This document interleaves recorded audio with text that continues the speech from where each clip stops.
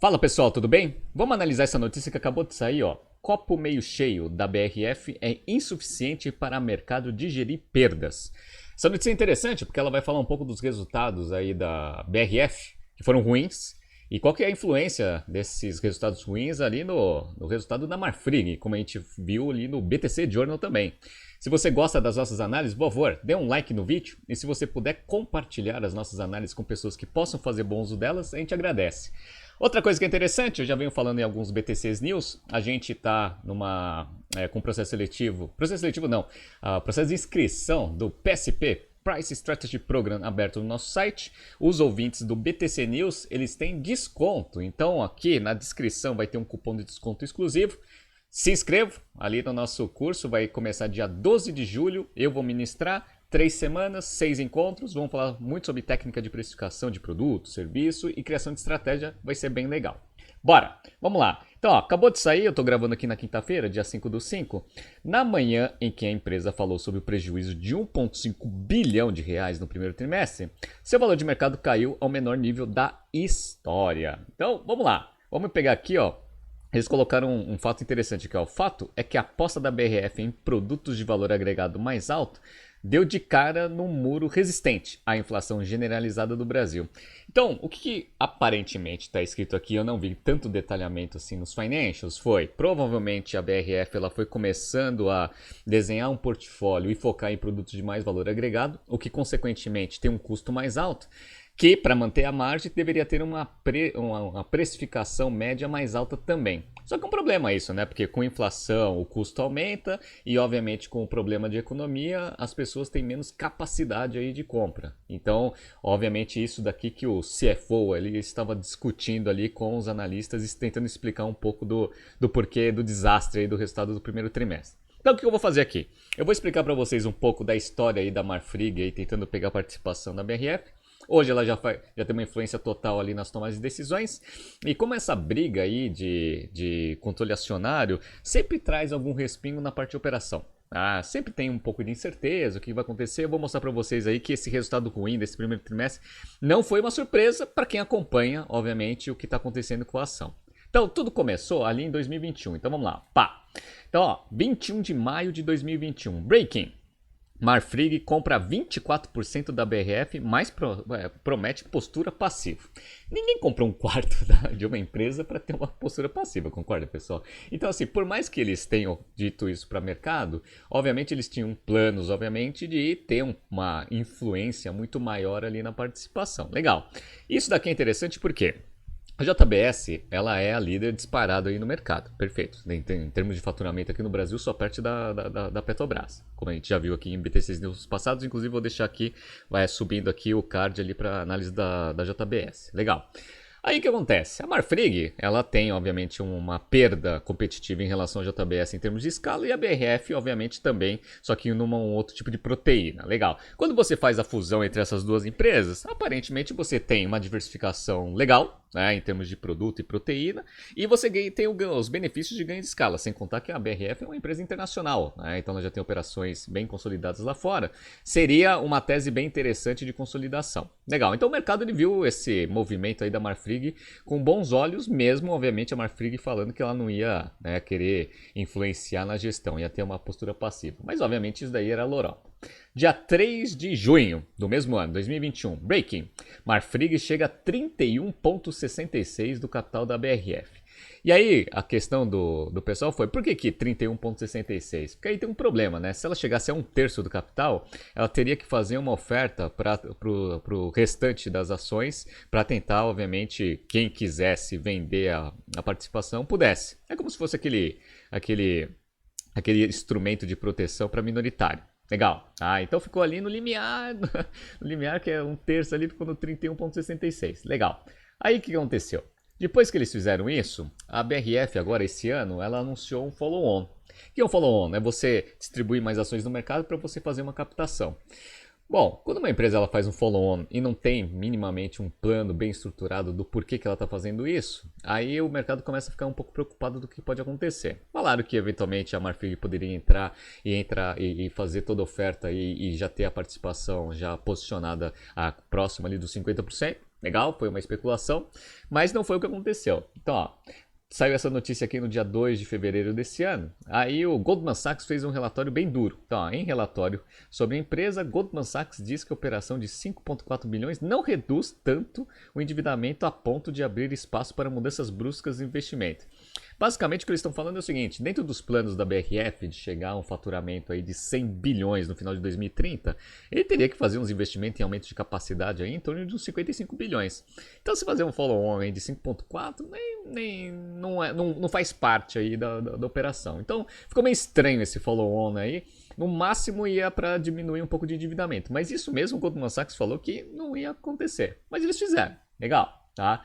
E aí, lá em dia 22 de fevereiro, né, de 2022, a Marfrig ela começa aí a colocar o plano em ação. Que é o quê? Ela ter influência na gestão da BRF sem ser, né, a controladora majoritária ali com mais de 1/3 aí de participação.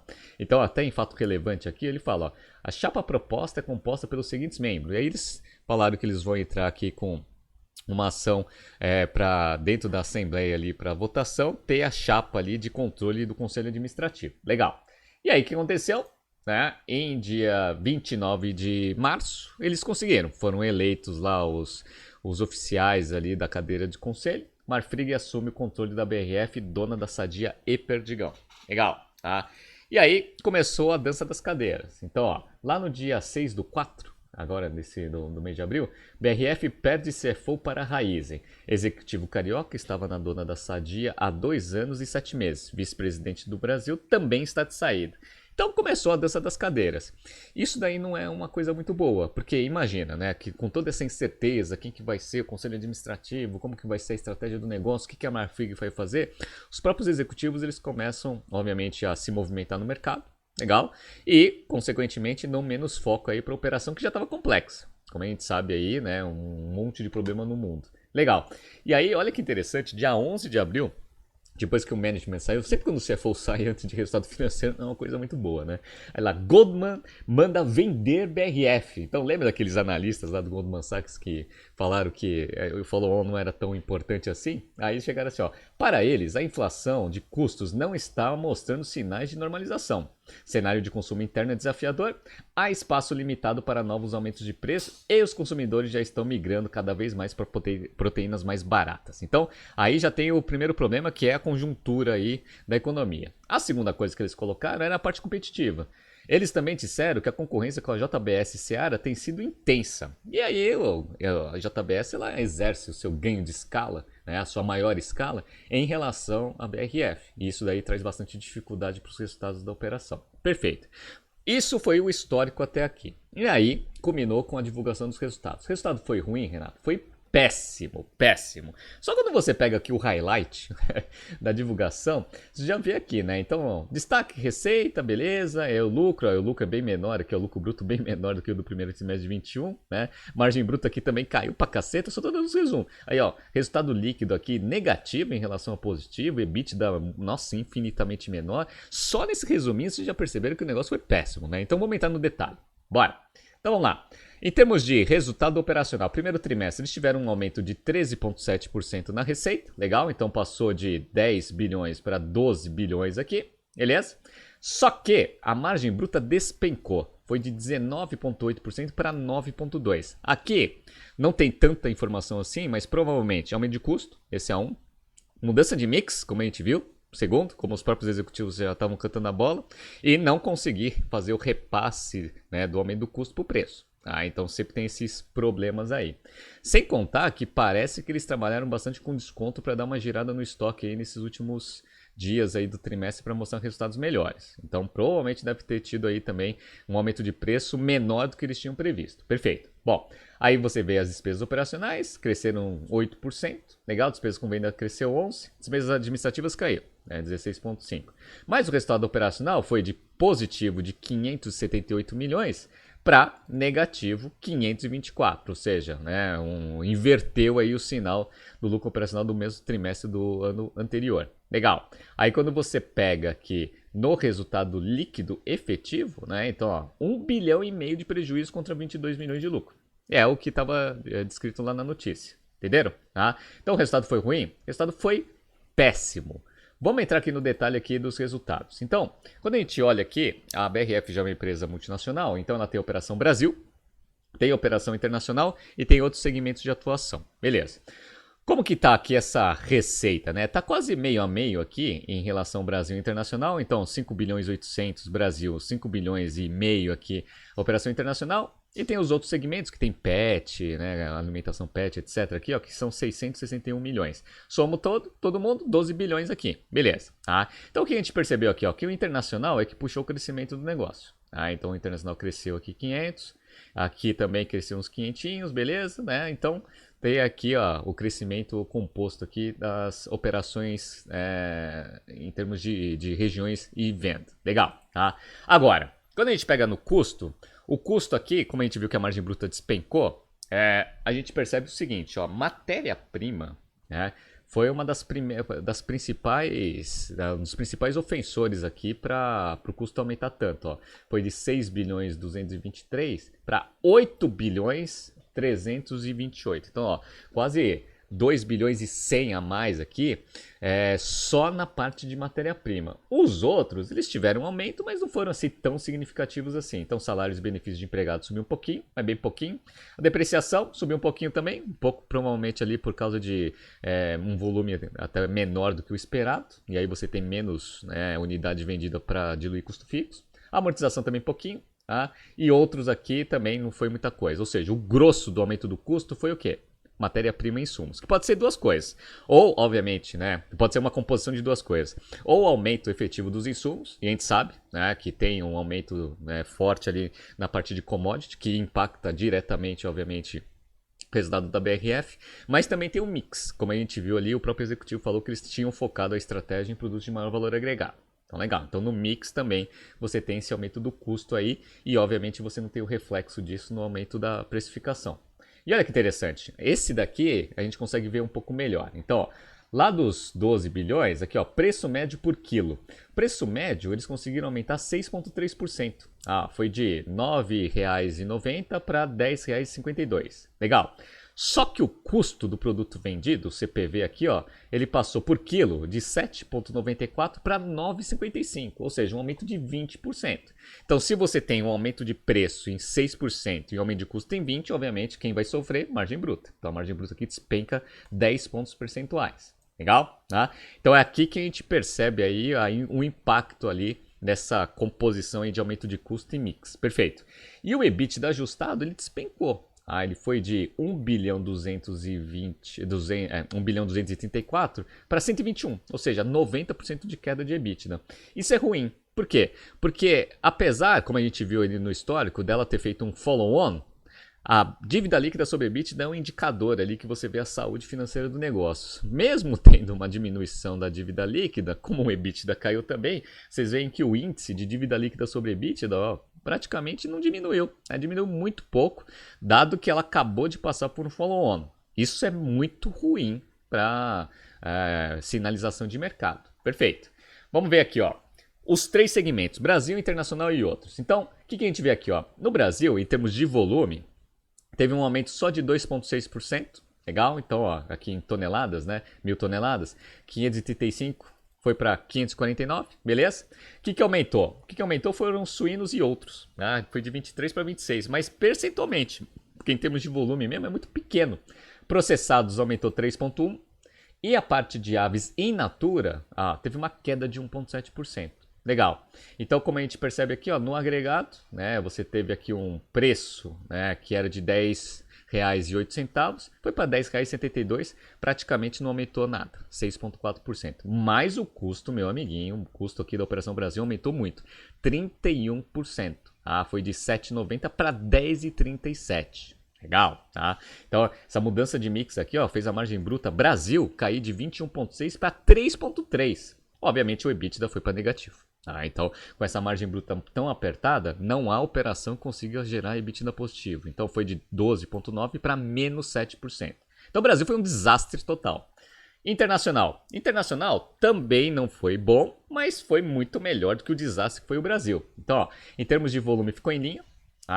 Suínos e outros teve uma queda aí expressiva em termos de volume, 33%. Mas a parte de aves e naturas entrou um pouco de linha, aqui caiu um pouquinho, 1,3, mas a parte de processados aumentou bastante, ó, 37%. Legal. O preço aumentou, ó, 13,2, foi de 10,35 para 11,72. Ah, conseguiu repassar. E o aumento de custo ele foi mais comedido lá na operação internacional. Então, ó, 17,2. A margem bruta caiu? Caiu, mas caiu menos. Foi de 16,9 para 14. E aí o EBITDA também teve uma queda suave. Então foi de 9,4 para 7,8 em operação internacional com um EBITDA positivo. Essa que está salvando aí a lavoura, até por causa do volume de venda ser minimamente parecido com a Operação Brasil. Legal. Tá? Então a Operação Brasil que jogou a operação para o chão. Outros, foi bem. Então o que tem de outros aqui? Ó? Ingredientes, operação PET e outras vendas. Então aqui tudo subiu. Né? PET subiu pra caramba, 360%. No volume total, 83%. Em receita, cresceu 75%. A margem bruta ela também caiu. Então ela caiu aqui ó, de 29,1 para 22,5, mas com EBITDA positivo de 15,7. Mas quase 10 pontos percentuais a menos do mesmo trimestre do ano anterior. Então aqui a pressão de custo foi forte. Então o custo aqui aumentou 4,4 e a eficiência operacional deste segmento especificamente não foi muito bom. Beleza? Tá? Aí outra coisa que preocupou bastante o mercado foi, além da Operação Brasil e no agregado for ruim, o fluxo de caixa foi péssimo. Então, ó, fluxo de caixa aqui, ó, da operacional com Capex aqui, ó, era 691 milhões positivo, foi para menos 1 bilhão. Então o negócio operacionalmente está queimando caixa pra caceta. Tanto é que o fluxo de caixa livre foi de 916 positivo para menos 3 bilhões e 600. Então isso daqui é o que está preocupando bastante, porque acabou de fazer um follow-on. O follow-on aqui ó, foi de 5,2. Mas se tem uma queima operacional tão forte assim, nesse follow-on já vai sumir. Tanto é que a gente percebe isso, né? Então, ó, quando a gente pega aqui, ó, quanto que era a dívida líquida da empresa lá em quarto trimestre de 21? Era 17 bilhões. Legal. Aí entrou 5 bilhões e 200 do follow-on, caiu para 12. Aí só em um trimestre esse negócio aqui, ó, fora essa variação cambial aqui, porque se não tivesse variação cambial, aí o negócio já aumentou, ó, 15,5. Então, assim, fez o follow-on, já aumentou. E o pior é que você controla essa saúde aí do negócio pelo índice de dívida líquida sobre EBITDA. Lembra que eu falei para vocês? O perfil da dívida piorou. Então, ó, tinha 9,7 anos aqui, ó, foi para 8,6. Passou um ano, né? E foi natural que isso acontecesse se você não mexesse ali na estrutura do perfil. Mas olha que legal, ó. A gente estava aqui, ó, flutuando aqui próximo de 3, tá? Aí 3,12, acima de 3 já começa a ficar perigoso, beleza? Aí fez o follow-on, caiu para 2,83. Legal, mas olha a diferença aqui, ó, como que caiu a dívida, né? Então, ó, foi de 17 para 12. Mesmo assim, o índice de dívida líquida sobre EBITDA não ficou tão menor assim. Por quê? Resultado EBITDA muito ruim. Como, eventualmente, os analistas Goldman Sachs, parabéns a eles aí, acertaram todas, né? A ação despencou e também o resultado foi péssimo aí, o follow-on não adiantou de nada. Legal. E sabe o que é o pior de todos? Vocês estão vendo aí, né? Tá com uma dívida absurdamente alta, né? E essa dívida é cara, viu? É cara pra caramba, né? Assim, não é que ela é cara, né? Mas é porque a taxa de juros está subindo no mundo inteiro. Então tem dívida em moeda estrangeira e moeda nacional. Vamos pegar aqui em moeda nacional. Então, ó, capital de giro, tem lá os 400 milhões aqui, tem 5,2%, foi pré-fixado, foi a melhor estratégia que eles fizeram aqui em termos de captação. Mas isso daqui é muito pequeno dentro dos quase 10 bilhões que eles têm de dívida nacional, só 400 milhões. Ó. Aí tem o certificado de recebíveis aqui, o CRA, que é 16,44 aqui, que é lastrando o IPCA, né? Então esse aqui deve estar com custo alto pra caceta, né? Tem linhas de crédito aqui em banco de desenvolvimento, esse daqui é juros de família aqui, né? 4,26, então isso daqui tá tranquilo, beleza? Debênture, eles emitiram aí 4 bilhões em debêntures aqui, ó, 15,62 e tá atrelado ao CDI e IPCA. Dureza, né? Aí esse aqui vai crescer bastante, beleza? Linhas de crédito de exportação, 8,9, mas é pré, então beleza? Mas tá, né, atrelado a dólar aí, beleza? Linhas de crédito de exportação, tanto é que tem uma variação cambial aqui, ó, tá vendo? Então eles vão ter que ficar fazendo assim marcação ao mercado toda hora, beleza?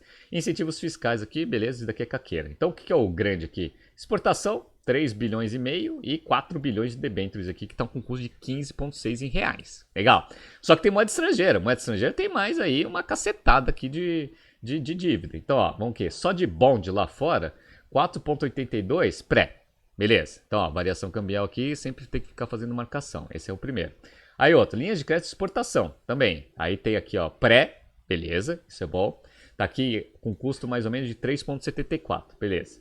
E aí capital de giro, que é pouquinho, caqueira, né? Então, ó, 17,8 é caro, mas pelo menos em termos de volume é pequeno. Então, quando você soma tudo isso aqui, ó, dívida bruta, bruta mesmo, aqui, o negócio tá com uns 22 bilhões aqui, né, de dívida. É dureza. Dívida forte, a nacional ali com custo bem alto e com a tendência de taxa de juros subindo ou com o câmbio subindo, vocês vão ver que os resultados aqui eventualmente vão ser ruins. Dado que tem boa parte da receita ali, metade ali quase ali em dólar ou em moeda estrangeira, beleza. Que o pessoal chama de hedge natural. Mas isso é uma coisa que está preocupando, né? Então os resultados financeiros aí provavelmente nos próximos trimestres, se a Marfrig não tiver nenhuma estratégia aí out of the blue para conseguir fazer a BRF ter uma atuação um pouco melhor e aumentar a eficiência operacional, provavelmente os próximos trimestres vão ser bem difíceis também. E, obviamente, todos esses resultados ruins estão se refletindo no quê? No valor das ações.